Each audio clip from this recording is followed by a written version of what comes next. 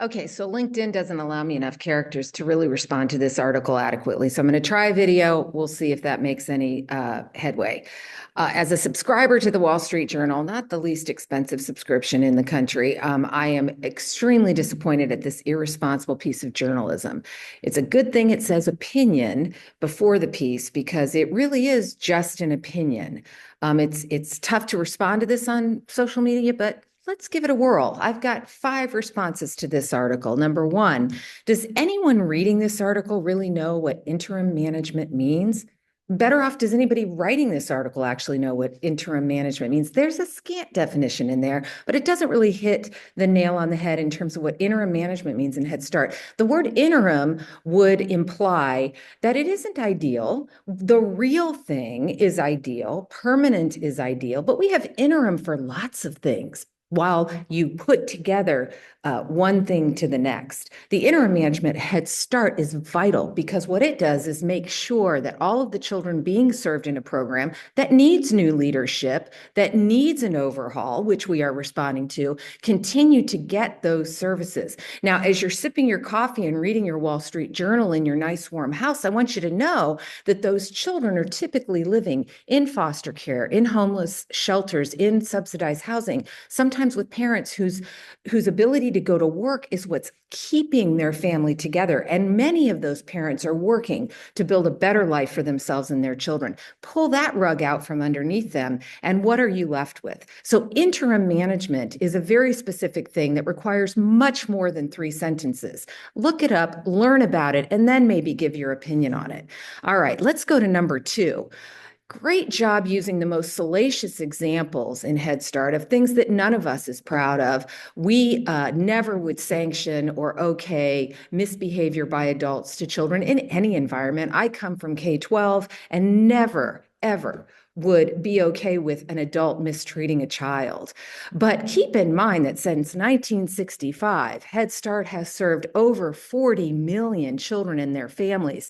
Your handful of examples, which are the worst of what we have to offer, and every program servicing human beings have examples like this that you can hold up under a microscope while you ignore the great things that Head Start has done for children and families in its almost 60 years of being in the United States, as the example of early childhood, as the example of lifting children and families up and out of poverty.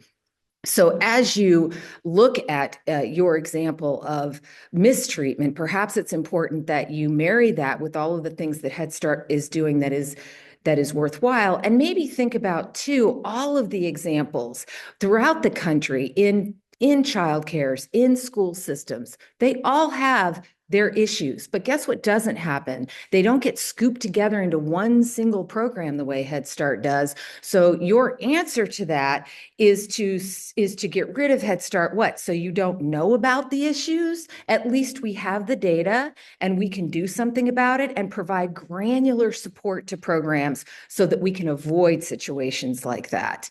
Number 3, save us the data pool from 22-23. We all know that's a COVID recovery year. And just like everyone else, Head Start programs were doubling down on their services to children and families struggling even more than they were struggling before COVID. Taking their funding would not only have undermined that support, it would have put people out of work, putting more people on unemployment. And it might be worth mentioning that at the time, I happened to work for the Trump administration, and one of the best things Trump did was support our continuing to pay staff during COVID so that they could pivot, create innovations where they were continuing services, even if they were dropping off food at a doorstep or providing remote services until we knew the health crisis was clear. And never was a Head Start staff member on unemployment during COVID. So before you pick on Head Start during one of the most vulnerable years for everyone in the country, how about we look a little bit broader? Number 4, the 2012 study, which you cite, is the only study anyone ever cites. And here's the problem. It claims that children who went to Head Start are ahead when they join their kindergarten peers. And then by 3rd grade, they have what's called a fade effect. And somehow that gets blamed on Head Start. I think you might want to reconsider who's responsible, what happens to children from kindergarten to third grade. This is the most preposterous line of logic I have ever seen.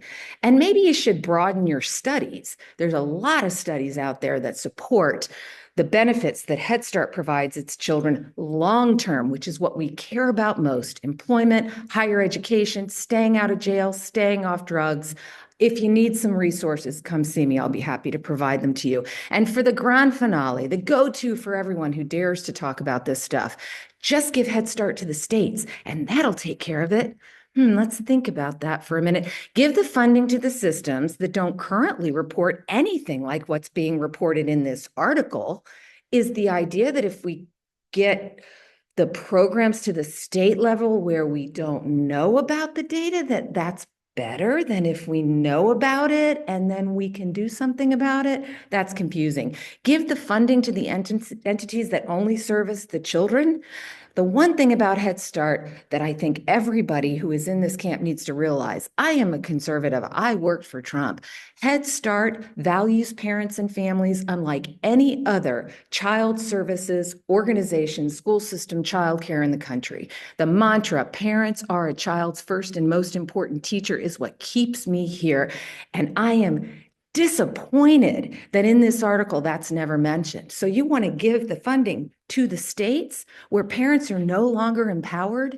I think you might want to rethink that one. And how about giving the funding to the systems who take Head Start children while they are ahead, and then all of a sudden in third grade, they no longer have that advantage? You might want to rethink your solution to the problems that you outline in this opinion article. I have a much better opinion based on what I've read and what I know about Head Start since I joined the Trump administration in 2018 and worked alongside Ivanka Trump as she supported high-quality early childhood services. As a fiscal conservative, here's my opinion. Triple Head Start's funding. Triple its reach, ensure every staff member can receive a livable wage so they stay with the program. For every Head Start child enrolled, 2 to 3 to 4 other people in that family are impacted by the program, which creates stronger families, stronger foundations, and children that ultimately are not reliant on government systems. They grow up to be independent. They grow up to be employed. They grow up to be educated. They aren't in jail. That is what Head Start does. You can opinion all you want, but before you do, I challenge you to dig a little deeper than you've done here. Visit a program. I'll hook you up with one if you need a connection. Talk to a parent. Talk to a Head Start alum. If you still feel the same way, I'll be shocked.